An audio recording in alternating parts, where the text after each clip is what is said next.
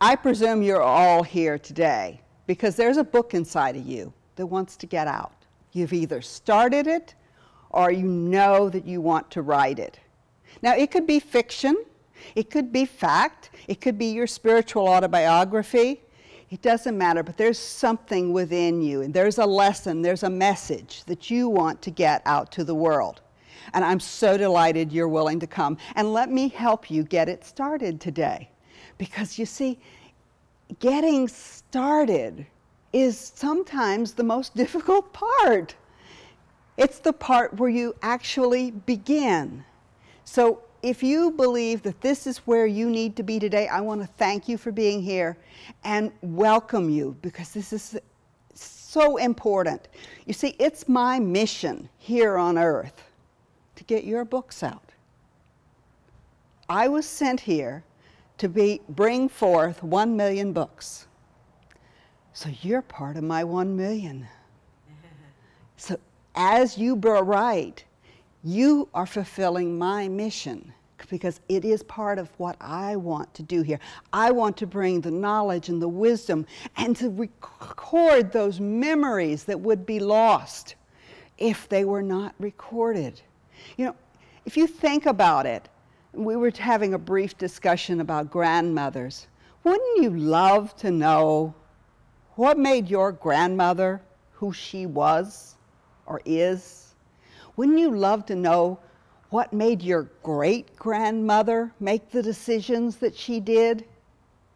You know, some of them made tremendous sacrifices, traveled thousands of miles from their home, did things that were inconceivable to us at this time. My grandmother managed to fight with alligators.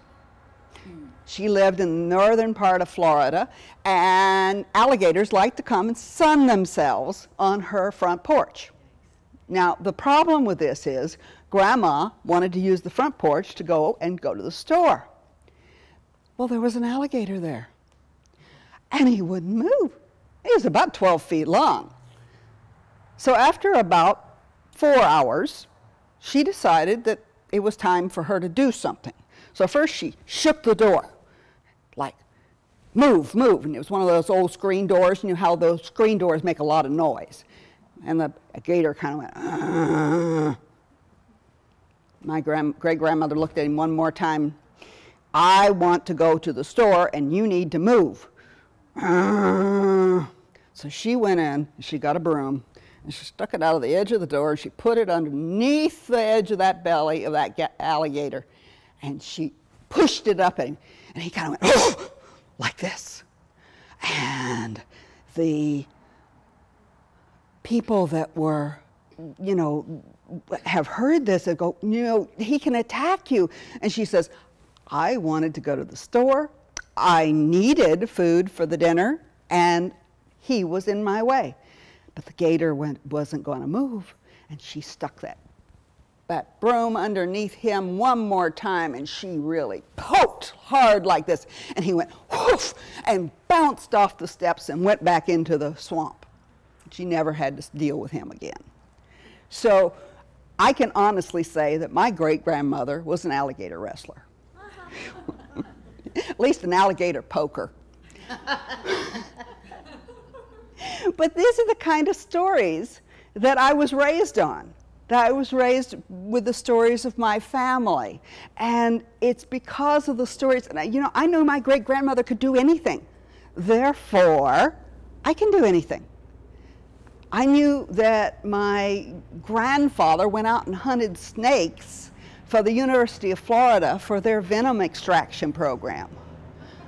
I mean, I can't imagine reaching up into the trees and grabbing out a water moccasin and putting it into a pillowcase. But what I really can't imagine is reaching up into the tree the second time and grabbing that water moccasin and throwing it into that pillowcase. So, and he would do this, and you know, this is what he did in order to make money during the Depression. So I'm sure that all of you have, you know, your families have these incredible stories, and you have incredible stories. whether you want to encapsulate them in fiction or whether you want them in fact, whether you want to tell your spiritual story, how you managed to get here to this place, this time, right now. Every one of you is absolutely unique. Every one of you has a brilliant, incredible story that you have the opportunity to gift to the world. Because you see, without your story, a piece of our puzzle is missing. Without your story, your great-grandchildren are going to go, you know, I really don't know much about my great-grandma or my great-grandpa. You know, I heard he went to this strange church up there in San Diego, but yeah, I don't know what they did. Some kind of cult, you know, religious scientist. Never heard of it.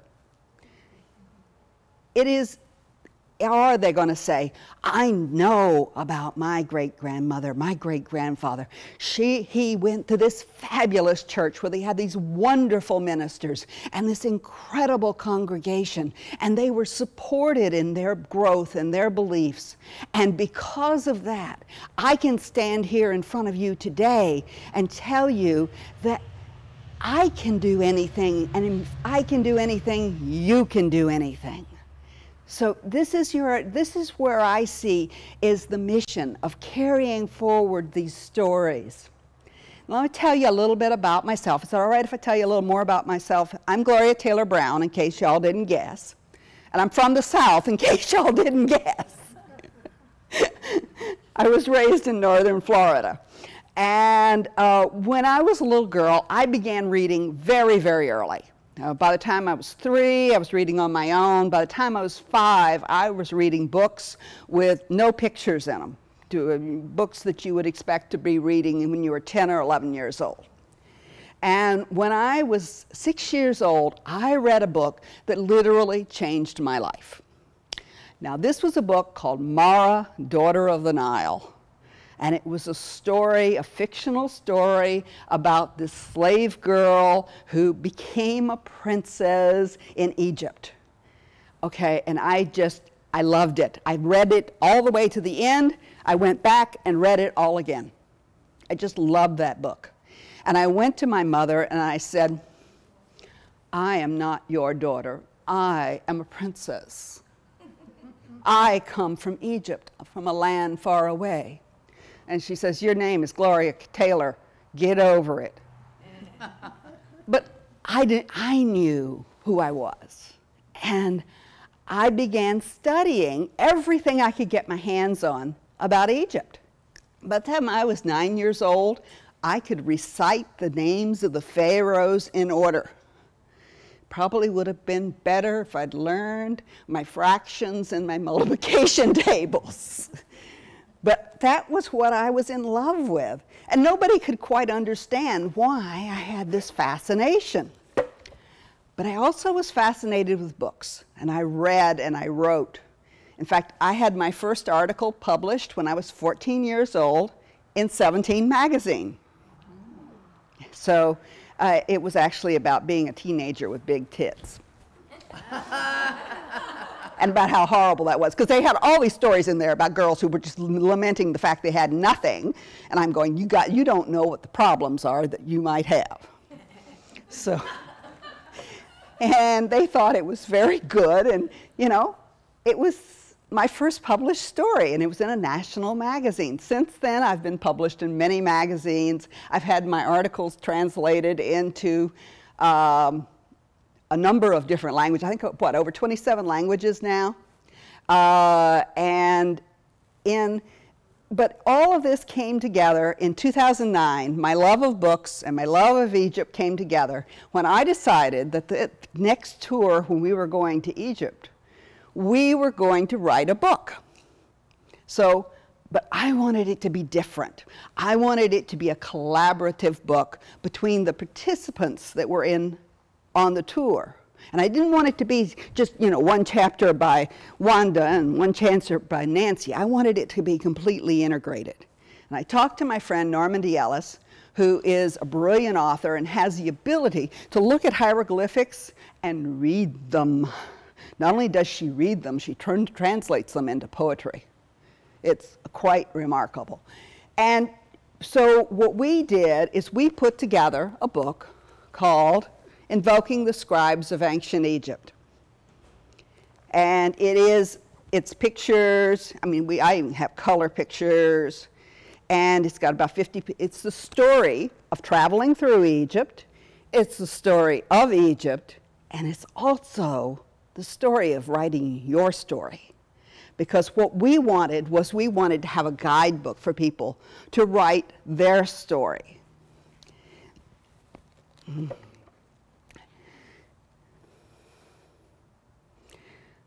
So let me see, where am I? Now, all of you, I'm sure, know that you've probably heard that the bookstore business is having a little problem right now. Books A Million is out of business. Many of the bookstores, Barnes & Noble is teetering. And if you listen to all this, you'd think the book business was in trouble. Well, what you need to know is more books were sold last year than ever before. More books were published last year than ever before in all formats. What has happened is there has been a revolution in the book business. It is easier to enter the book business now than it has ever been before. In fact, I was on Amazon last night, and to get a Kindle book created, it cost you $69. Mm-hmm. It's truly remarkable. And there is a staggering number of books being published and printed. Now, the print books have gone down 0.4% in sales. It's not very much, really. I mean, for all the whining and crying they're doing. Amazon, of course, is now selling 8 out of every 10 books that are sold. But the company that issues ISBN numbers, that's those numbers on the back of a book or on the back on a electronic book, have issued 15 million of them this year alone. If all of those books were published, now they're not all going to be published this year, people buy them for future use, but if all of them were published, that would be 10% of all the books ever written would be published. But so we have an explosion going on and an opportunity going on where you can get your book published more easily than ever before. However, that means more people are publishing books. So it's even more important for your content to be good and your marketing to be good. Tonight, we're going to be working primarily on your content. In future classes, I will also be working on publishing and in marketing your book. What I want you to know about, particularly about your autobiography, is don't worry about it. It's already created. You lived it. It's there. It's all you've got to do is get it out of your head and onto your paper or into your computer.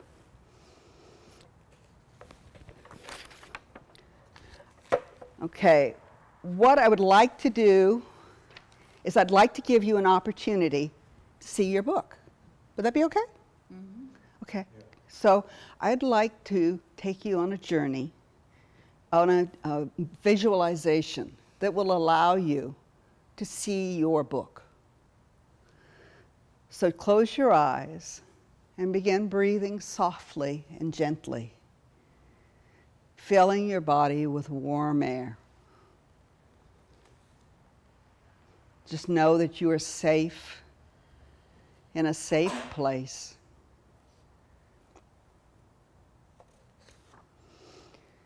In a moment, we're going to be traveling without ever leaving this space. But for right now, imagine you are laying on a soft cushion on a warm day with nothing to do. Maybe you're on a vacation somewhere, or in a favorite place, or even in a warm bath in a hot, steamy room. You lie there, relaxed, breathing gently, in and out, with nothing to think about, nothing to do, just letting go. And as I begin, and as you follow my voice, we begin to have an additional heaviness, as though your arms and legs were heavy, as if they were sinking down into the cushion.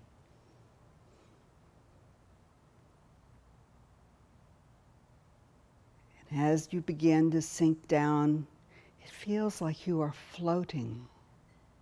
Floating in a place that is safe and secure, totally relaxed, just letting go.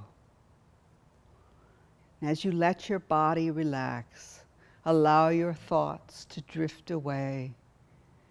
Every breath relaxes you more as your mind drifts deeper and deeper. Enjoying that wonderful feeling of relaxation.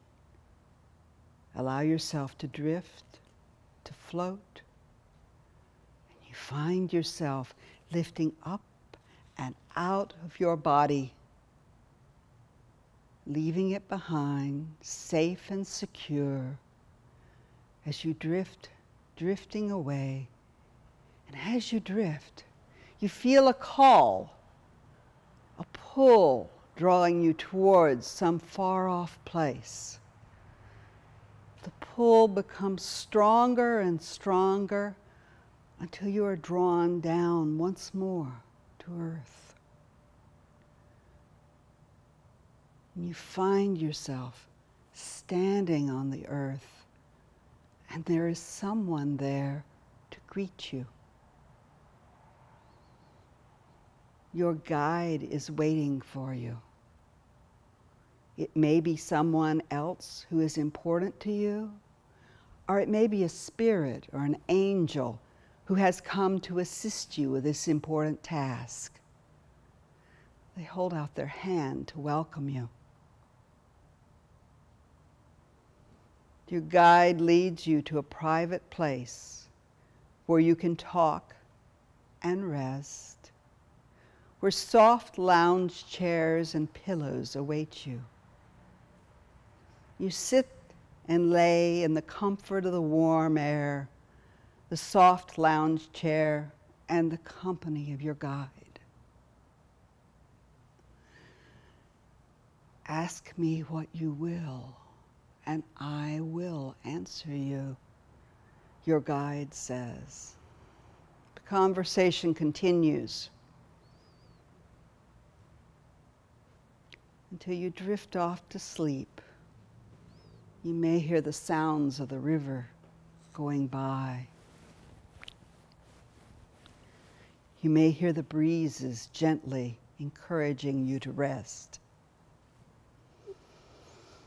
And you sleep.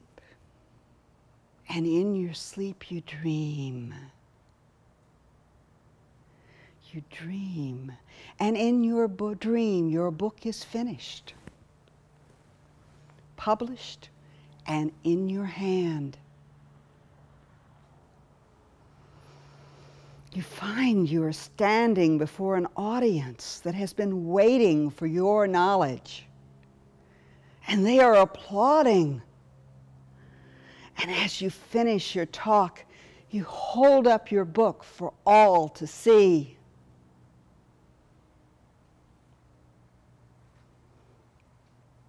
Take a moment to notice what the title is.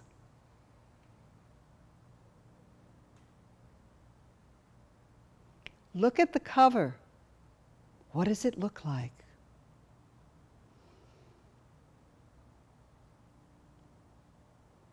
Your picture appears on the back of the book with your biography. Notice how your book feels. Notice the weight of it. Is it light or is it heavy? Take a moment to revel in the joy you find in completing your book and in the applause you receive from the audience. The dream comes to an end and you find yourself waking in a comfortable bed. Morning has come, and you sit up and face east. You bow to the beautiful divine light and open your arms in exhilarating prayer as the light seems to speed forth from the far eastern horizon and penetrate your heart with light. Breathe in the light that keeps flowing toward you, an energizing stream of divine love and beauty. At last, you rise and greet your guide. Another day has begun, and you know you have truly arrived. You are an author. Thank your guide for the wisdom you have gained and for the visions you have seen. When you're ready, you may return once more to your body, rested, refreshed, and enlightened by the conversations you have had, the lessons you have learned. When you are ready, you may open your eyes, and if you so desire, begin to record your observations about your book and maybe your guide as well.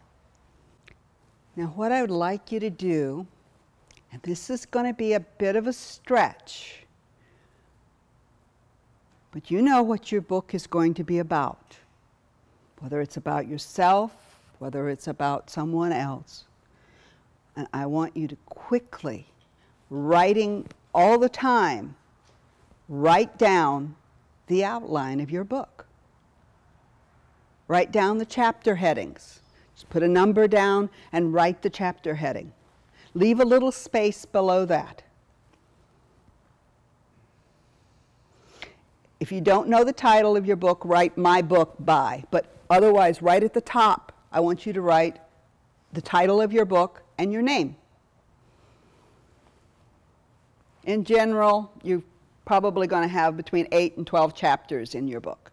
Some books have a lot more, some books have less. But for now, let's look at it from that point of view. And if you don't know what it is, write, "I don't know what this chapter is, but I think it might be about." And let it see what comes into your mind. The goal here is to write quickly. Because you see, you get in your own way when you're writing. You start editing before you start writing. You have to write before you edit. The number of books that have ended up not being written because somebody edited instead of writing are monumental. Now, under each chapter heading, you can write a brief description of what that chapter is going to be about. It can be just single words. If you do mind maps, you can put mind maps there. This is your book. It will undergo many edits before you are done, but this is not about editing. Your first draft is going to be rough. It's more important to get it written than it is to make it perfect. The opening paragraph will probably be one of the last things you write. So whenever you're working on this, don't worry about the opening paragraph. That's something you're going to come back, and it's probably the most important paragraph in the entire book. So whatever the first paragraph is, just let it flow and know that you're going to come back and edit it, you're going to change it, you're going to put something different there. But if it starts out one of the things we'll work on is opening paragraphs whenever we're in the class on next Saturday. But for right now, don't worry about it. Just keep going. The important point is to keep writing. And take your outline with you. Take it when you go out and about. Take it with you when you go to bed. If you put it on your computer, you have to have access to your computer. Have a little notebook. Somebody I saw here hold your little notebook up. Have a little notebook like this that you can put in your purse and jot down ideas. Yeah, like that. Because you might find, oh, I know what to do with that third chapter where I've got a problem. Or someone will have a, have your phone, use your phone, record yourself. Do whatever it takes to get that information. A lot of people now are using the different spoken word translation software. Dragon is one, there's a couple of 3 others, where you can speak your book. Whatever is comfortable for you, use it, and keep making those notes. The important thing about all this is to keep writing. One of the reasons I want you to realize this is because there's a lot of people who talk about writing, who go to other places where they can talk with other people about writing, who talk about not writing, who talk about writers who wrote, but there's a lot of people that just don't write. Writing is writing. Editing is not writing. Researching is not writing. Going out and walking in the park is not writing. It may aid the writing process, but it is not writing. Writing is writing. Pen to paper, fingers to keyboard. And the more that you focus that energy to keep yourself writing, the more likely you are to get your book finished. Janet Daly, who's written, I have no idea how many books at this point, writes a book every 8 days. She writes for 8 days, finishes the book, the rest for 8 days, then begins a new book. Barbara Cartland, who some of you ladies may know, is the world record holder with 537 books she wrote. The main thing these people did was write. And they didn't stop. They didn't second guess themselves. If we drove our cars the way we write, we'd never get anywhere. Most of us, you get in the car, I'm going to drive from here to Oceanside, therefore I'm going to go through this, I'm going to, go through this light, I'm going to get on the freeway here, but I am always moving forward. Okay, if I was doing it the way that most of us write, I would have to stop every place and figure, oh, now what do I do now? Now, what was it I had to do? No, just write. It's all there. You've already got it all. This is the thing. You've already got it all. It's already just waiting for you to bring it forth into the world. Your story, your wisdom, because you are important to us going forward. Your wisdom will help us. As I said earlier at the church service, you will help bring peace on earth. You will help bring healing. You will help bring this wisdom to the others, to the children. And if you ever have trouble with why you should write, I suggest you go and watch a preschool and look at the children there and realize that they can benefit from your knowledge. Go to a college and see the young people there who are so desperately trying to get wise. In the class that I'm going to be teaching on next Saturday, we're going to be doing a number of processes that will help you get your book done. One of them, which I would have really have liked to do on here, is called Stepping Stones. And it's basically a process that is outlined in my book, which is about, you outline in 10 steps what got you from I was born to now. And it allows you to go through a process of working out the exact steps of how you got from here to there. And then you can take that additional step and one step, 2 steps, all of those steps, and write from that as well. We're also going to be creating your personal universe. This is your personal universe of words. This is a writing prompt that will allow you to never again be stuck for a word. All you have to do is pull it. It's a wonderful process, and it's been used a number of times in classes. We'll also be outlining your hero's journey, heroine's journey, which is the journey that you have been on You know, everyone is on this journey where they started out and things went well or things went bad, and then one day something happened.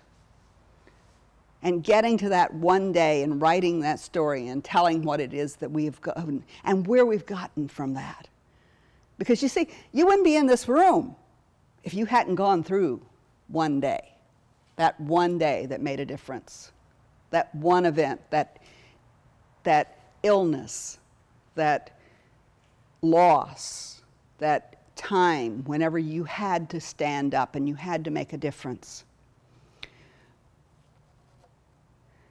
We'll also be exploring the stepping stones, and we'll also be doing some other things that will allow you to set goals for how you can get your book written, how you can get it finished. Because you see, my goal is not for you just to start a book. No, way too many people who start books. I want you to finish it. I don't only want you to finish it, I want you to get it published. And like I said, barriers to entry are very low. Whether you publish it as an ebook or as a print book, I want it published. And then I want it sold. I want it out there in the marketplace. I want people to have your wisdom. So my goal is to carry it through to that end process. I'll also be going over the 7 mistakes most writers make whenever they first start out, and how you can develop a blueprint for your writing, which you can then take and use to write other books. One of the things that this wonderful ebook revolution is doing is it's allowing us to write smaller books that are, you know, specific. A friend of mine is, we were just talking yesterday, and we've just come up with a new series for her. She's a brilliant tarot reader. And she's going to do a healing relationships through tarot, healing depression through tarot, you know, healing your money issues with tarot, because her thing is about reading the tarot. But so she can do these books that are very small, and it doesn't require her to put so much energy into it and time into it, and she can continue to do what she's already doing. So we want to think in terms of creating that as well. We want to create your legacies. This is about your legacy. So this is a class that I've taught in the past, and in the past I've charged $495 for it. That's not what I'm going to be charging you. But it is, the people who have taken the class have said that it is worth it. Because if all it did was get your book to the point where you could take it and then get it written, wouldn't it be worth it? If all it did was give you the opportunity to see that you could be an author and that you know what it is you want to do, it would be worth it. This class has got, I'm going to be doing it at a very special price. It's only $95. And it's a full day class, and it's right up here in Carlsbad. And after this, this will probably be the last time I teach the class in person. I'll be teaching it on the web after this. So if you're interested, I'd love to talk with you afterwards. You can register for the class. What I want you to know is that you're the only one that can tell your story. If you want to be remembered, you need to get your book written. Get it done now. You just don't know what's around that corner and what's going to happen. It's your book. Get it written, get it published, get it sold. Thank you very much. I really appreciate you all being here.